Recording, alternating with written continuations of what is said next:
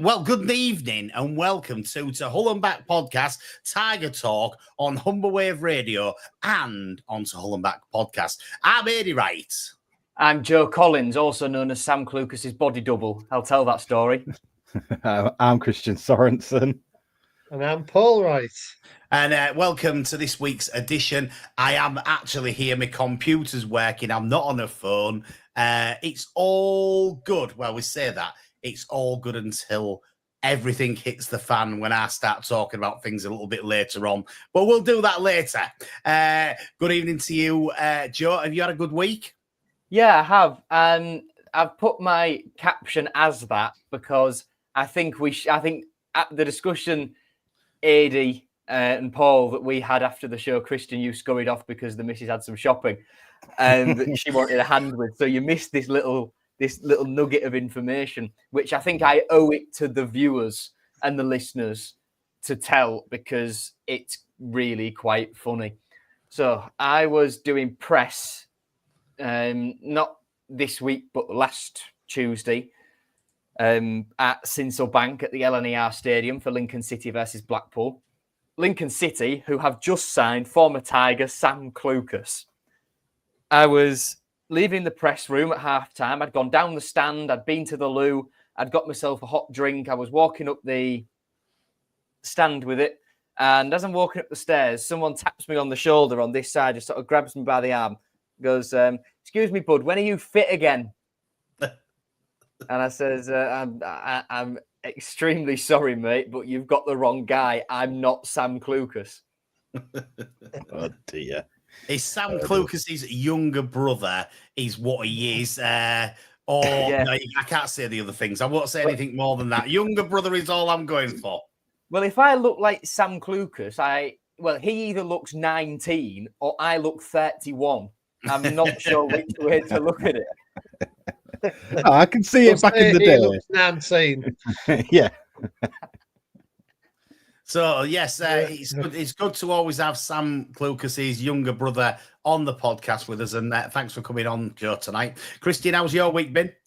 Yeah, not bad, thanks, mate. Not bad. Obviously, there's a lot to discuss, isn't there? We had a busy, I'd say busy transfer market time, haven't we? I thought transfer market kind of final day was a bit, I don't know, I'm not saying underwhelming, but I think we're all expecting a PlayStation signing at the very end, let's call it. So. We didn't get that PlayStation signing. How's your week been, Paul? Yeah, not bad at all. Not bad. Disappointed with City's result on Saturday, and I didn't expect to sign many, to be fair, on the last day. Maybe a left back, but other than that, I would have said probably we'd done most of our business, to be quite honest. And we have got a lot of players, so you'd have to have got rid of a few more, I think, to get many more in, realistically. But yeah, it hasn't been a bad week, to be fair, apart from being disappointed. There you go. Yeah. Good to have you all listening and watching as well. And there's lots of ways you can get in touch with us tonight. If you are watching us online, then you can comment under the various platforms that you're watching on, whether that be Twitter, Facebook, YouTube, whatever you want, have a comment on there. If you're listening on the radio, then you can send us a message on WhatsApp, 01482 772 663. That's 01482 772 663. We'd love to hear from you tonight. There's going to be some people that are going to be shouting at me later, I'm sure. But that's what I'm here for. So I've got broad shoulders and they're big enough to take it, luckily. I won't discuss what I'm going to discuss just yet. Let's get into the transfer window, because that's been the closest thing to our show as the closing of the transfer window. And we'll let you kick off, Joe. So shall we start, everybody, with John Egan? That's a good place to start. I think that is a logical place to start. He was our one deadline day arrival.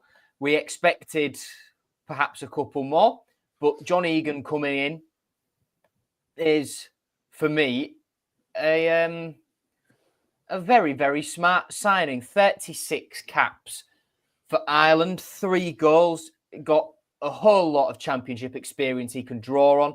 At 32 years old, obviously most well known for his time at Sheffield United, where he spent lots and lots of years, won promotion to the Premier League with them, played 224 games for Sheffield United. Sorry, I'm just getting that up in front of me now. In terms of the Championship, he has, across his stint with Sheffield United, then before that, Brentford, Crystal Palace, and Burnley in the first half of this season as well. 210 Championship games, 11 goals from centre-back, over 18,000 minutes of Championship football, and then 73 games in the Premier League for Sheffield United as well. He'll be massive for the development of Charlie Hughes and Stan Ashby, won't he? You would say so. I mean, he's definitely going to be a good coach for them. And I suppose the debate is, because we've lost the last game, does he come straight into the side, or, are other players going to start ahead of him? And obviously Charlie Hughes still not fit at the moment. I think he's rumoured to be back around about the middle of the month. I don't think he's quite there yet. So the question is, will he come into the starting lineup, and would you have him as your starter is the big question. I'm not sure. He's one of them, Sean McLaughlin takes some serious flack from Hull City fans. God knows why, I don't know, but he does. He gets player of the match against Sheffield United, given by Sky, not given by us, by the way. And then, obviously, because we lose on Saturday, it's all Sean McLaughlin's fault. And, it's Matty Jacobs' fault as well, because it's always going to be their 2 faults that we lose the game, isn't it? I don't know. I wouldn't have him straight into my starting 11. I would give him a bit of time to settle in and see what happens with the team. But that's just my thoughts.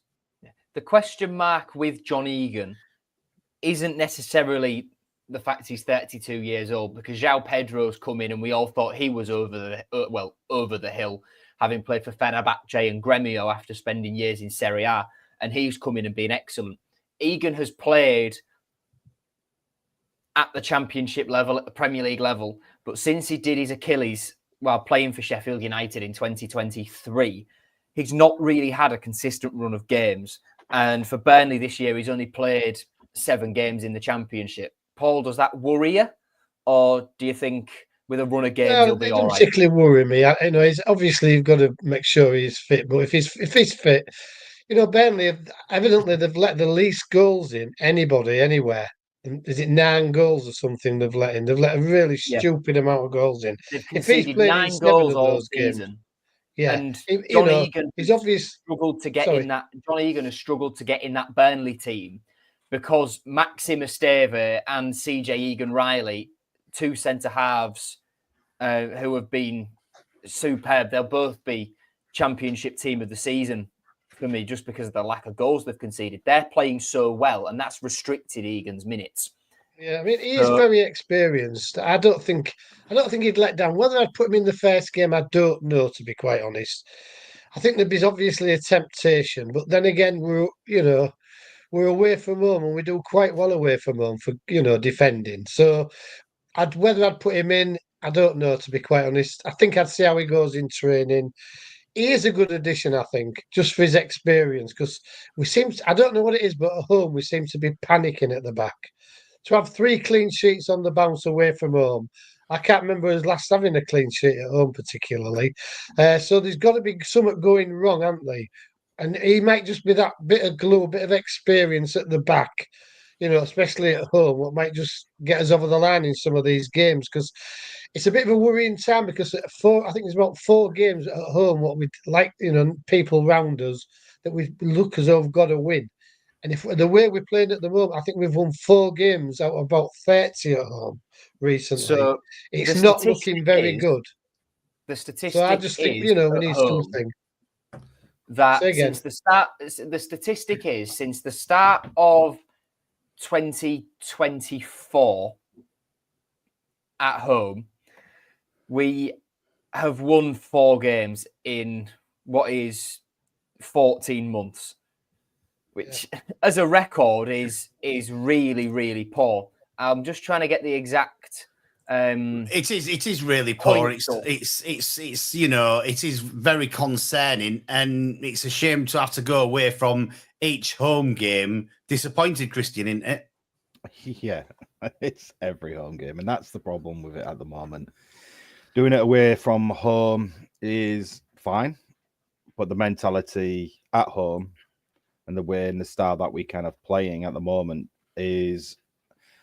I think I spoke about it on Sunday on our other stream, where it seems we're being a lot more conservative at home, like a lot more kind of worried about the conceding. And with that kind of mindset of worrying of conceding at home, we are conceding.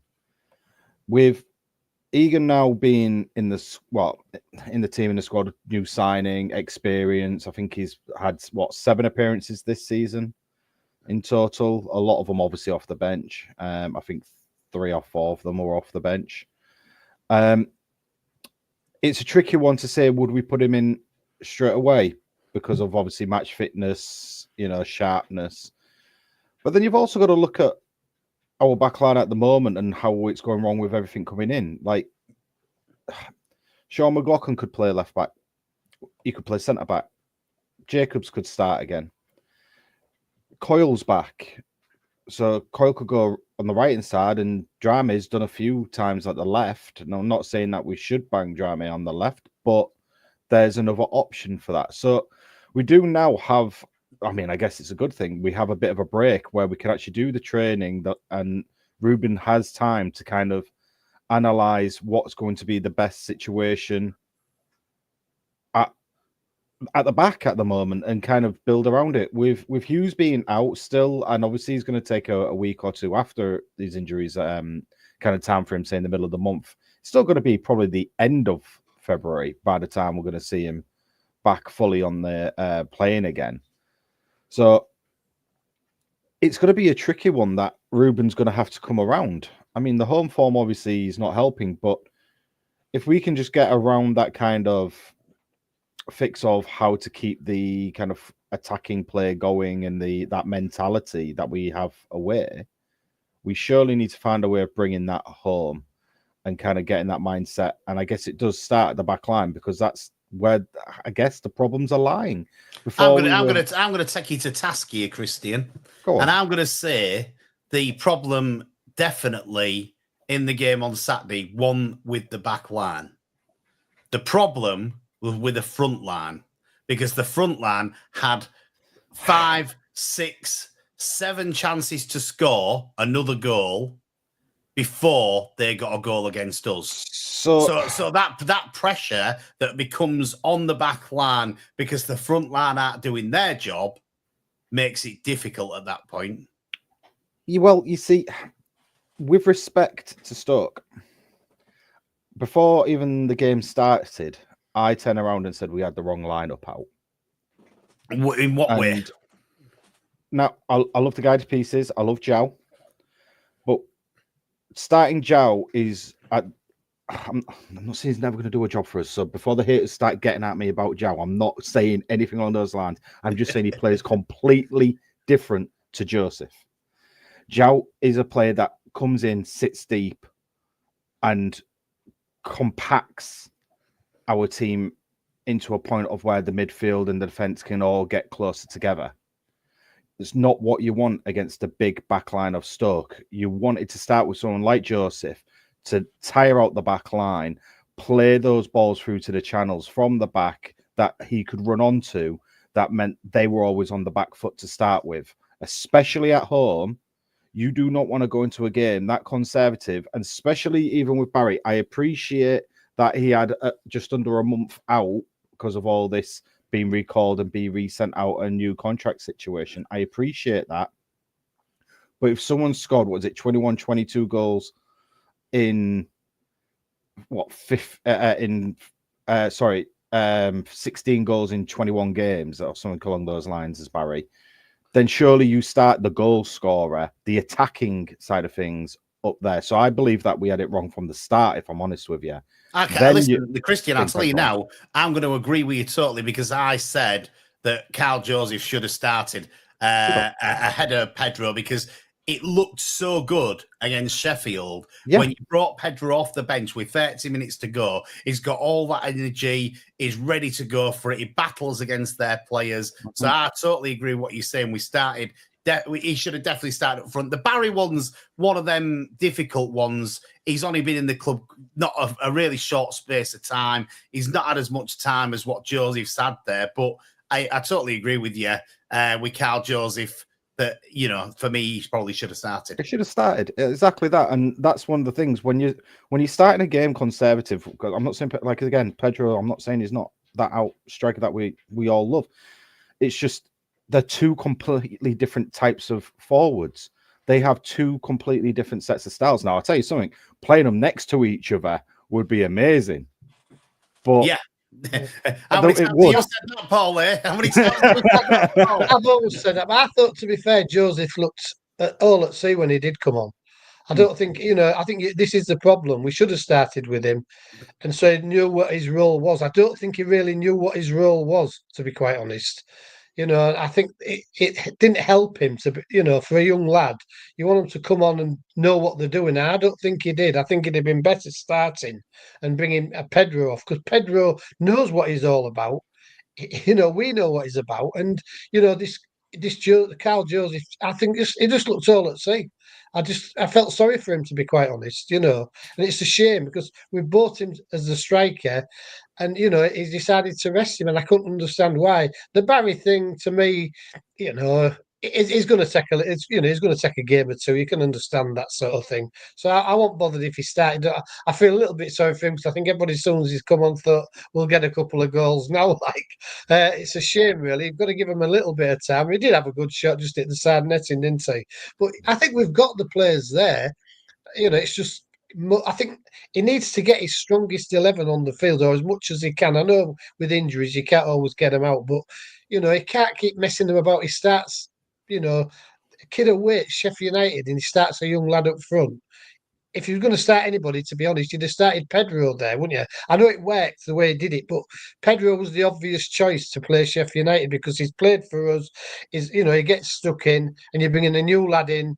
You'd have brought the other way around if he was going to do anything, I'd have thought. And I think, he got away with it at Sheffield United, but I think he should have started him definitely on Saturday. I think that was his big mistake.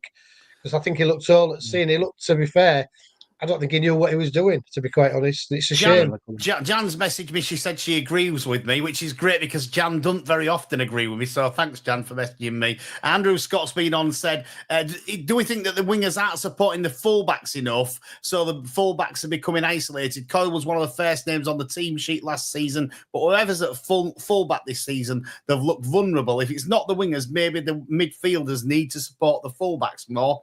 I can agree with you there, Andrew, to be honest. I think there is a case for there not being enough support for whichever fullback is on whichever side. We'll probably, listen, we're on the talking about defenders at the moment, and I'm just going to come in here because I must. And I'm, it's just, I'm doing it anyway. Chomping at the bit. Chomping at the bit. Does this concern a left back by any chance? Well, listen, there's lots of talk about left back. First of all, let's have the light-hearted left back situation. Was lovely to see Ryan Giles get on the score sheet at Middlesbrough the other night, wasn't it? Lovely to see him get on the really good goal, well taken. And, why didn't you do that for us, Ryan? Is all I can say. Oh, no, it was an own goal, wasn't it? I've got it all wrong. Sorry, Ryan. Cracking finish, but he did it the wrong end. A cracking finish it was. Cristian, for any people that are listening on the radio, had to turn his mic off for a minute because he was nearly crying. He has got tears coming out of his eyes at the moment. Just like a serious point to this, though. I have seen some people take it to, an extreme. Yeah, they're probably listen. Ryan Giles is a complete and utter rat. This is social media, though, isn't it, Joe? This is social media. It doesn't make sense. The fact of the matter is, Ryan Giles is still our player. Yeah, you can he call is. him He is. you can slag him off all you want, but ultimately we need Ryan Giles to succeed at Middlesbrough. And apart from the own goal, Joe, come on, it was Joe. quite funny. Yeah, we might need him to succeed, but just for that one game, it's against your local rivals. They end up winning 3-2. Middlesbrough have been gagging for Giles all this time. And then that's it's what just happened. it's We needed just a goal scorer, obviously. Apart from that, he actually had not too bad a game. Well, this is the thing. It's just nice, isn't it? Just to see that happen, just to show them how we've suffered for 12 months. Yeah. And a little bit more is, the one thing that really frustrated me, because I actually watched most of that match, and I say most, I can't believe I turned it off at the moment he bloody scored. But the first 12 minutes, he did more in those first 12 minutes for Middlesbrough than he did the entire 12 months he did at Hull City, which infuriated me more than anything ever. It's amazing, isn't it, Cristian, when you want to be somewhere, what you can do for them.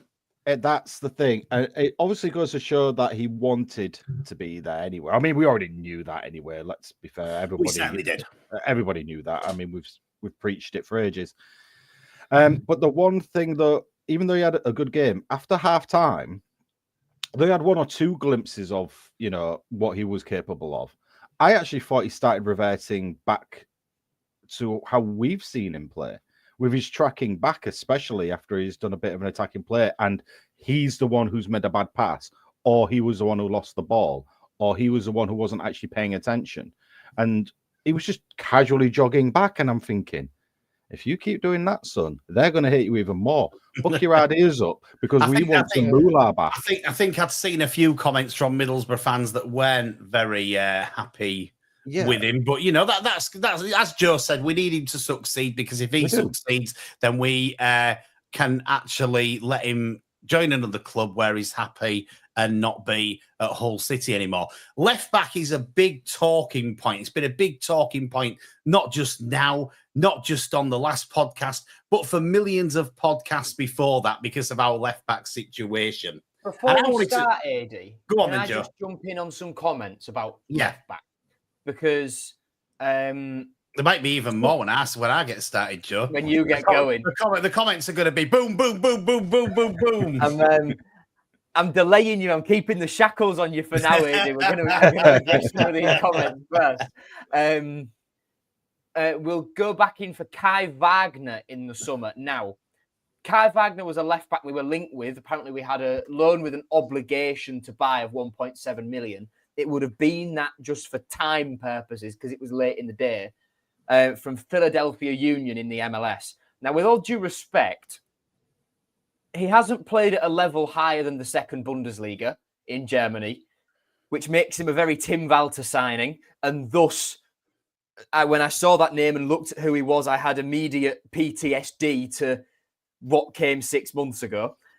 And he joined Philadelphia Union when he was 21. He's now 27.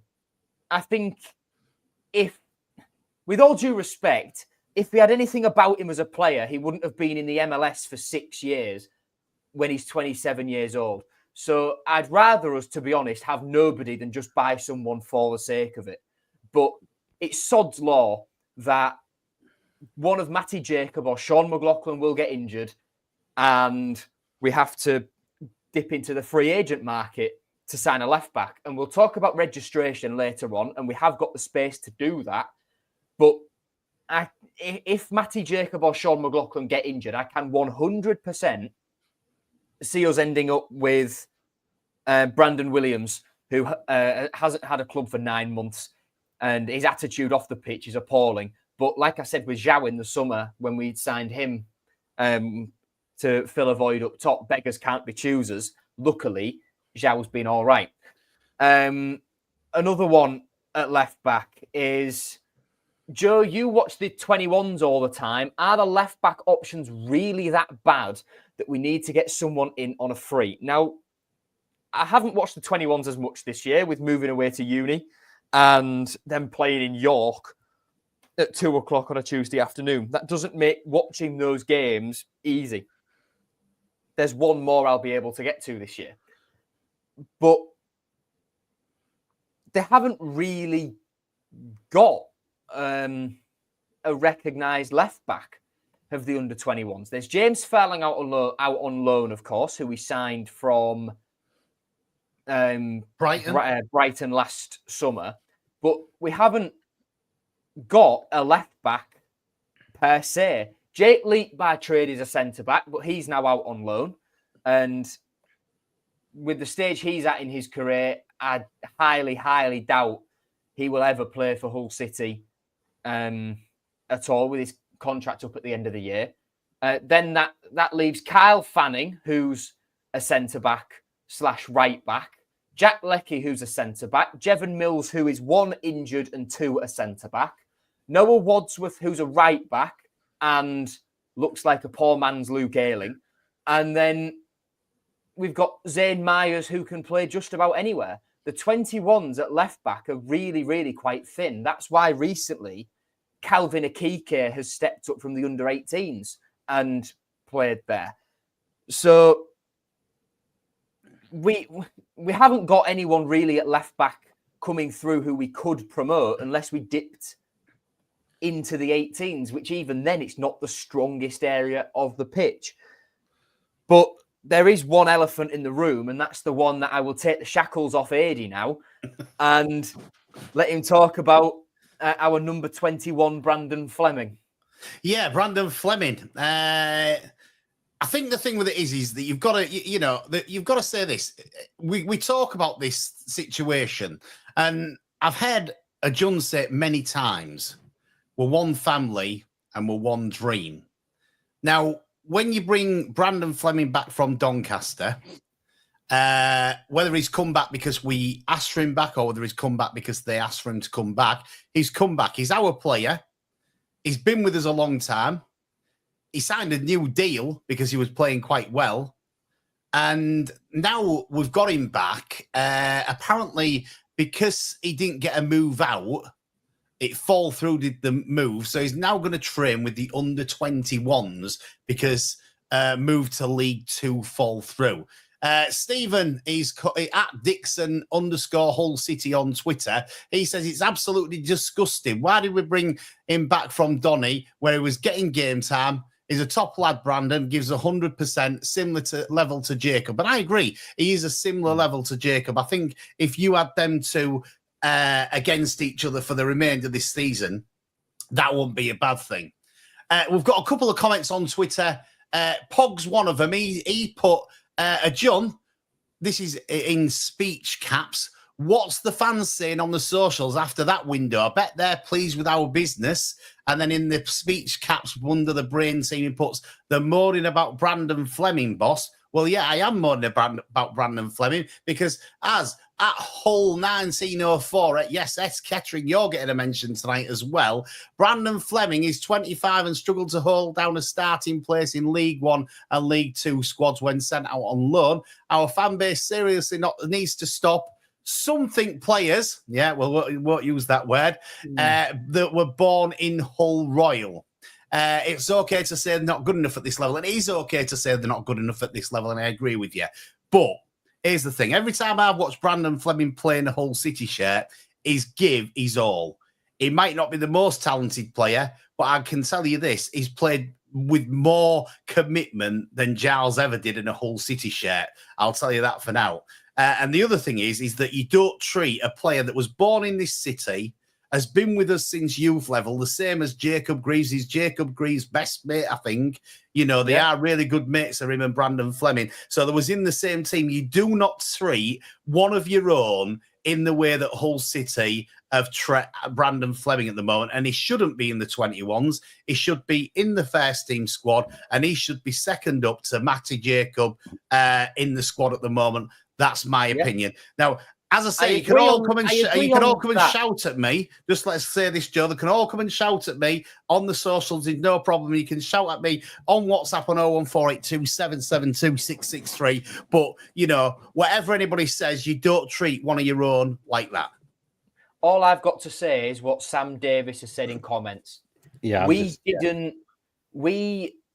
didn't end that loan. We didn't choose to recall Brandon Fleming. It was just worded as he has been recalled from his loan.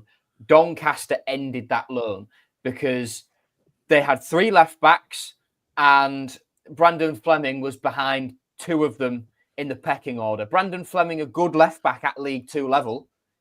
Donny fan said he did relatively well, but they had 2 left backs who I think are their players. So Grant McCann is obviously going to prioritise the ones that he owns and are his players.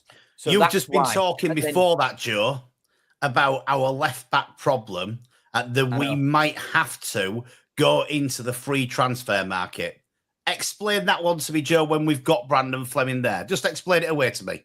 Yeah, it is a difficult one to explain. It really is. It can't be explained. Like you say, Brandon is of a similar level to Matty Jacob. But since he signed that new contract, everything has just gone pear-shaped, really. He had an injury at the start of Shotter's, what was meant to be Shotter's full season, what ended up being about 5 games. When Liam Rosenior came in, Brandon was still rehabbing that injury and he needed height. Brandon doesn't have that, so Greaves moved out to left back and McLaughlin played at centre back alongside Alfie Jones.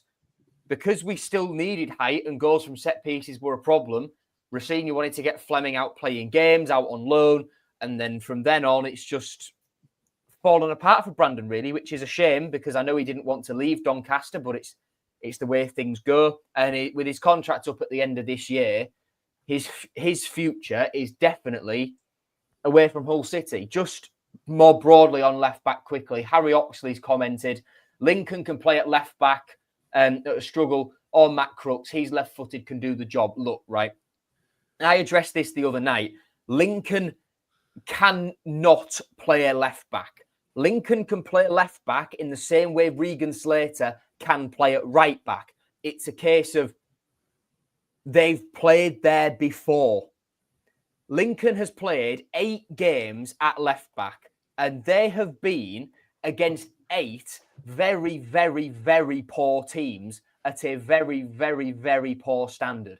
The only half-decent team Lincoln has played at left back against is Kashim Pasha. And I've forgotten how to find. There it is. I've found it. The teams Lincoln has played against left back for Fenerbahce, 8 games. Tell me how many of these you have actually heard of and that are actually good. Fatih Karagumruk, Umraniyaspor, Kashim Pasha, Adana Demirspor, Konyaspor, Kayserispor, Jaipur Rizespor, and Adanaspor. Out of them, you, Paul, are so glad that Joe said all them names and not you, aren't you? Yeah. I can't understand the problem at Hull City because I think last year under Rossini we had about 8 left backs, and we've I don't know why we couldn't get one of them to play at left back and do a decent job. It's just ridiculous when we had all them left backs, and we've got virtually nobody now. Have we? Jacobs and Brandon Fleming are our only 2 left backs. We've got the other, obviously, Fairlong's on loan, but it's ridiculous that we can't find a player to play left back who's reasonably good. You know, Andrew, it's just stupid. I can't understand it. I really can't. We've Andrew, got centre back. We had midfielders got galore as well, didn't we? You know, we just seem to not be able to find the right player. Up front, we've always struggled for the last few years, haven't we? We've never had a centre forward of note, particularly apart from Delap. But when he was out, we had nobody. And it's the same at left back. We had 8 and we couldn't find one of them that anybody liked. It's ridiculous. Andrew, Scott echoes your comments to say that 2 left backs at Donny Fleming was there when they was injured and that's why we got him back. He's also said that he'd have no problem in playing Fleming. He's always been decent for us at left back, is what Andrew Scott says. Your go, Cristian. At the back. I've got questions for you then. Yeah, go on. Let's battle of the Brandons. Who's better, Brandon Fleming or Brandon Williams? Well, Brandon Fleming's our player. We don't have to pay any money to sign him on. We probably don't have to pay any money. We don't have to pay a huge amount of wages or anything like that. You stick with what you know, don't you? No. Stick with what you know, don't you? Better player? No. You literally, when we're talking about a better player. Here's the thing, Cristian, right? When we're talking about this situation, we already know that there's a bad attitude out there. True. That can come into our squad and can come into the changing room and bring that attitude with him and upset things. Or you can stay with what you've got that hasn't got a bad attitude. He's committed to the club. He's a whole lad. He wants to play for you. Is the other one just coming in for money? There's my answer for you. Again, yeah. The thing is with the other one as well, Cristian, he hasn't played for a long while. We're on about Egan, who's been at Burnley all season. Maybe hasn't had many chances, but he's been training with the first team squad and that, and getting, he knows the Championship. You've got somebody who hasn't played. Is it 9 months? Joe, he hasn't played for. Yeah, so he was on loan at Ipswich last year. Well, let's just talk about Brandon Williams' career. And although I brought this point up, I do not think we will go for Brandon Williams unless we are absolutely desperate. Ruben Sayers made a point. We'll preface all of this and we'll asterisk all of this with this statement. Ruben Sayers didn't want to bring in a left back just as a stopgap. For him, it was either Charlie Taylor or bust. And you know what? I somewhat respect it. To an extent, I do. Do I still think we could have done with a left back? Yeah, but I understand it. I respect it. But if Matty Jacobs, Sean McLaughlin, etc. get injured, then we will have no choice but to dip into the free agent market. And Brandon Williams is the obvious choice. But look at his career. He broke through at Man United and he's not played 30-plus games in a season since 2019. He thought he'd made it too early, got so obsessed with the money and the limelight and what being a footballer is. And then there's videos of him doing balloons in a car while he's driving. And that just stinks of bad attitude. He had a loan to Norwich where he was dreadful. He was at Ipswich last year with a manager he knows in Kieran McKenna, who coached him at Man United and was also terrible. So the only reason I can see us going in for Brandon Williams is if we are absolutely desperate because of injuries. And weighs in that for a relegation scrap, we are woefully prepared in that left-back position. We should have sorted it. Harry says, I'm kind of glad we didn't get a permanent left-back. We should spend our entire budget next season on full-backs. Lee says he'd rather see Maka or Matty Jacob at left-back because we've got Hughes, Egan, Jones, who can fill in at centre-back if McLaughlin has to move across. And, yeah, well, it's a point here from Highfield Bride. It's okay going on about a left-back, but more than half the goals we concede come down the right-hand side.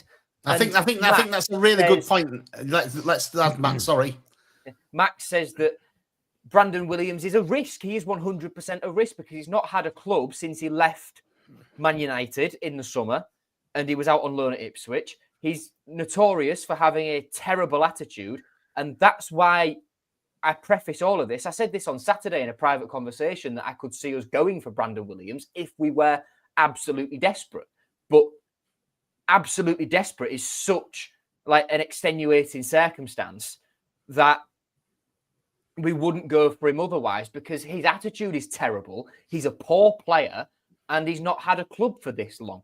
And for me, weighing in on this debate that you, Cristian, and Adey were having, Brandon Fleming would be a much safer bet to put in an injury crisis than Brandon Williams would. I agree with you, but I do agree with what the comments said that the goals that we're conceding a lot of the time are coming from the right back position and not the left back position. And we always criticise the left side. It's always McLaughlin and it's always Jacob or whoever's playing there that gets the criticism. But ultimately, unfortunately, Cody Drama can't seem to do it 2 games on the trot. He has a good game against Sheffield, has a poor game against Stoke, and it sees Louis Coyle with probably 16 stitches in his leg coming back into the fray halfway through the second half because of, the game that Drama was having. And this is, another problem. And people sort of slate Louis Coyle, but I said on Saturday, you can see why Louis Coyle is getting picked ahead of Drama all the time, because Drama just can't do it for 2 games on the trot. It's probably just his age. He probably needs to develop more. He probably needs to be around the right people more. And I'm sure there's a good right back in there. But in the situation that we're in at this precise moment in time, we need battlers.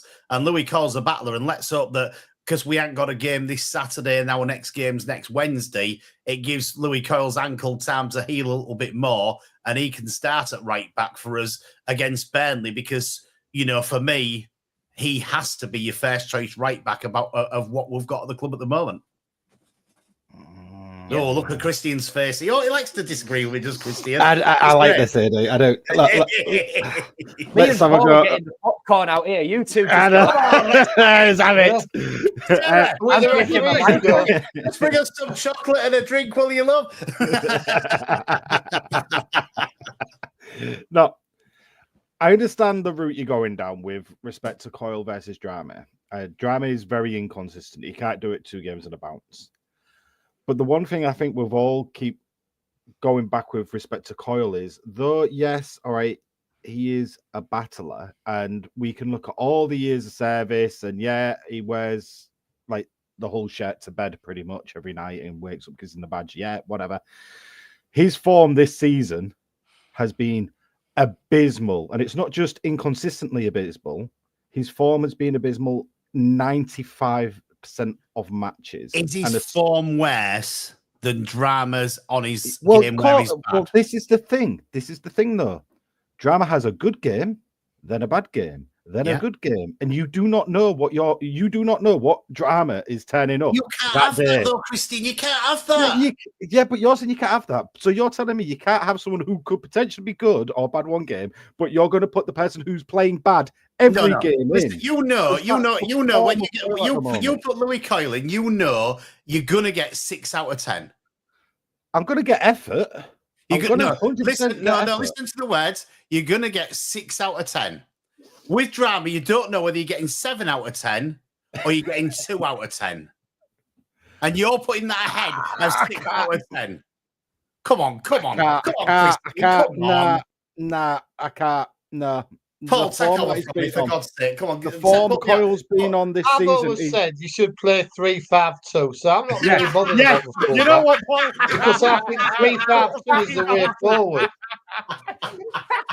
You know what? For anybody on the radio, just to let you know, that's me dad. Yeah. And if you can't get your dad to back you up, what the hell can you do in this life? I give in. I'm going to bang my head against this wall over here. Well, to be fair, you know what? I just think that the sort of static at this 4-3-3, they played it all the time, aren't they? Every team seems to want to play this 4-3-3. And I don't know what's wrong with 3-5-2, to be quite honest. I think it gives you just as much flexibility, gives you a bit more going forward. As we've said, Joseph and Zhao up front, that would be perfect, wouldn't it? Yeah. And it'd be perfect. See, but we're always trying to fill people in the position. It's like Gelda. I didn't think he had a particularly brilliant game on Saturday, and I don't think he's a winger, and we keep putting him out on the wing. I think he should be, he should be in that. I'd probably play something like 3-4-1-2 if I was really being honest, and put Gelda behind 2 strikers because he's that type of player. But no, we don't do that. We play 4-3-3. So now we're having a problem with left back. We're having a problem at right back. If we didn't play the left back and the right back, we wouldn't have any problems at all there. We've got plenty of players who can play on these other positions. I just think, to be quite honest, we've got to change the formation. That's one of my problems. I've had for not just with Sayers, it's with Rossini and them all. They all want to play this 4-3-3 and push people into positions that they're not good enough to play or they don't feel comfortable with. You've had a couple of comments there. Can you get them comments back up again? Because you won't have seen them, Joe. I just want to first address some comments about Louis Coyle. He hasn't done a 6 out of 10 all year. He's been solid 4 out of 10. But Matt says, listen, Ant's definitely not a Coyle fan. We know that from previous pods. We know that he's definitely not Coyle's biggest fan. So listen, anybody that's listening to Ant's comments on Coyle, don't listen. Don't listen. If you want to watch him, he's on a Sunday. Matt says, though, that Coyle was superb for the first few months of the season when he was the standout performer. He was. From the start of the season up until about when we lost 4-0 to Norwich, and then we had Sunderland, Burnley, Derby and Portsmouth. Up to about that stage of the season, in late October, early November, Louis Coyle was in contention with Ivo Panda for Player of the Season. So there's a lot of short memories going on here, but Louis, I think by the end, was just worn down by Tim Walter so much. And he's like, mentally, he was just in a completely different headspace to where he was at the start of the season when he was playing so well against Plymouth, Millwall, Leeds, even Sheffield United, and then we went on the run of 3 wins. By the end, that Sheffield Wednesday game, which turned out to be Tim Walter's last, Louis Coyle, the man who we all thought was unbreakable, was a broken man. Tim Walter broke Louis Coyle. You've got to think, we don't see what goes on. And Louis Coyle's the club captain. So Louis Coyle's the one, because Tim wasn't dealing with the players, Louis the one who's dealing with the players. And Louis probably getting it from all angles, from all the players, because of all these different things that are going on. And we don't see that.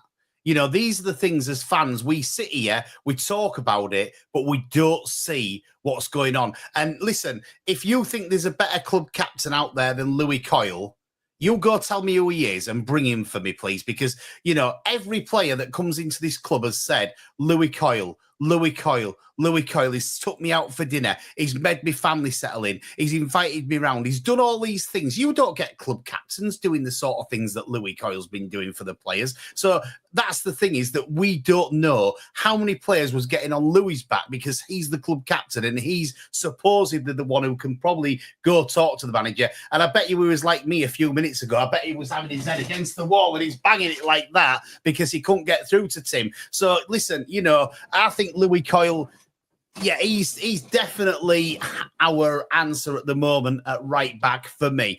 And you're going to disagree with me, and that'll happen regularly, I'm sure. But, that's just how this world is. And people will disagree with me about Brandon at left back. They'll also disagree with me about Matty Jacob at left back. And that's what this is all about. It's all about people either agreeing or disagreeing with me. Just while we're on, though, I will say, Lee Walker, good evening to you, Lee. You well said on Tiger Talk, Adey. You got it spot on. Is all he's going to say. Yeah, Lee, well done, well done. you know who's right, Lee. I know. To bring this back to what Paul was saying, Ashley asks, "Who's playing in the wing back positions in your 3-5-2, Paul?" Because arguably to be quite honest, Drama could play there. I think he could easily play at that wing back position. Yeah, without a shadow of a doubt. Side, though, arguably, the player most suited to that position is Ryan Giles. Yeah, and he's at Middlesbrough. But that's what I'm saying. I think Cristian brought it up a few weeks ago. We wasn't playing Giles in his proper position. It wasn't. So we could have had that solved, couldn't we? But they're so rigid at 4-3-3. It's not working. Geldart wasn't particularly good at weekend, I don't think. I don't think it's his position. He tries his best, but I don't think it's his position. I think he wants to be behind the strikers or maybe up with the strikers. I don't know, but certainly not on the wing. We've done it with Bairstow. Comes on, we'll put him on the wing. We did it with Omar. Comes on, put him on the wing. They aren't wingers. So why are we doing it? Why are we trying to fit people into a system what they can't fit into? And that's my argument. They should be getting players for in that system. We haven't got them. We might have them, but they aren't putting them on half the time. We've lost our 2 wingers, Balumi and Miller. Obviously, we've signed one bit with Barry back. We've got Kamara who's up and down. realistically. But I don't see that. I don't think that Drama couldn't do a position. And maybe even Louis Coyle to a certain degree. I don't know. Because it's that sad. What's the defensive problem?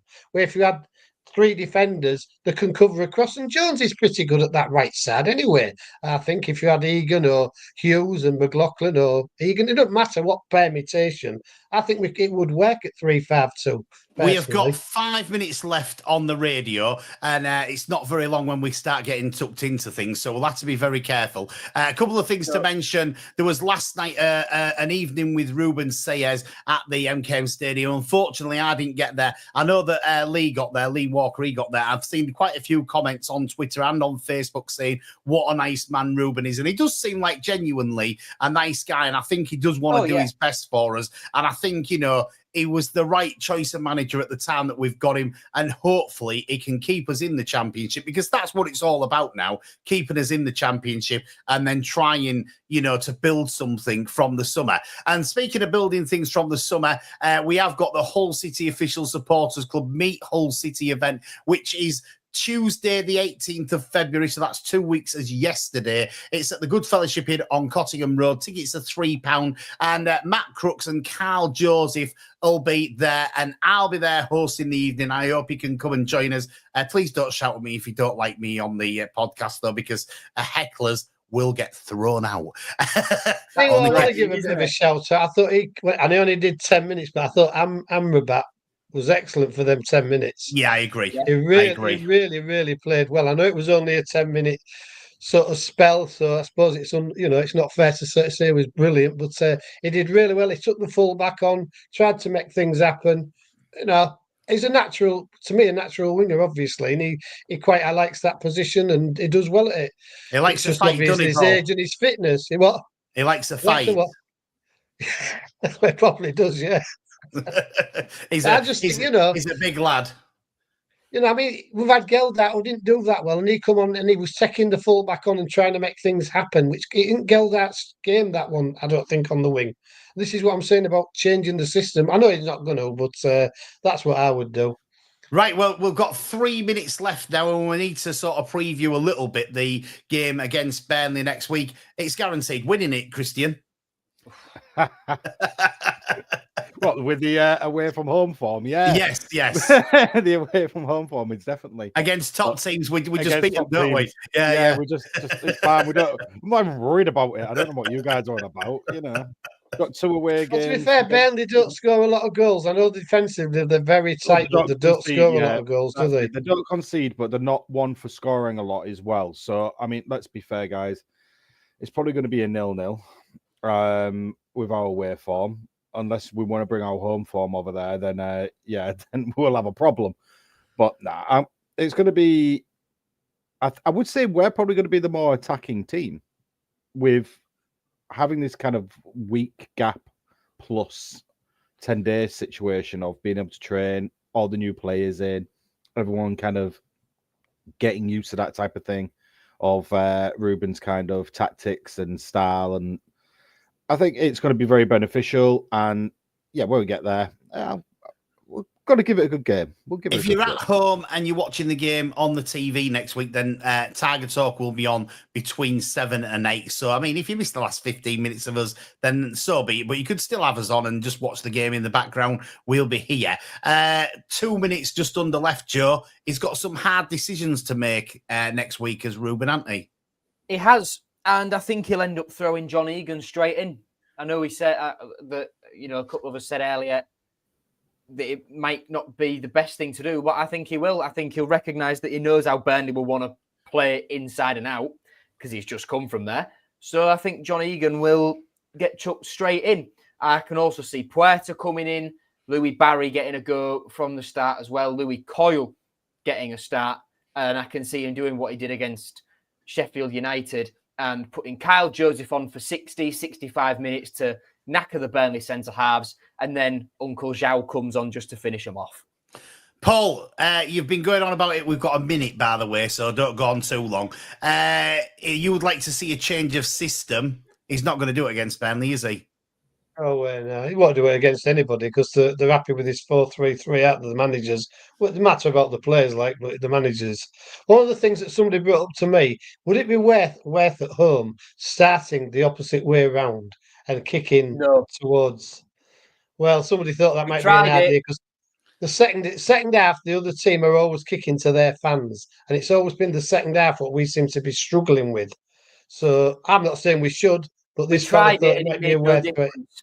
No, we did. tried it a couple of times, it made no difference. The change of kit and playing in a different kit seems to always work for us. So maybe the next home game we need to change the Away kit. kit at home. Let's There have we go. it. Yeah. Anyway, we've got 10 seconds left on the radio. I'm just going to say I've been Adey, right? I've been Joe Collins. I've been Chris Sorensen. And I've been Paul, right? And you've been listening to Tiger Talk on Humber Wave Radio and to Hull and Back podcast. We'll see you next week. Cheers, Bye. everyone.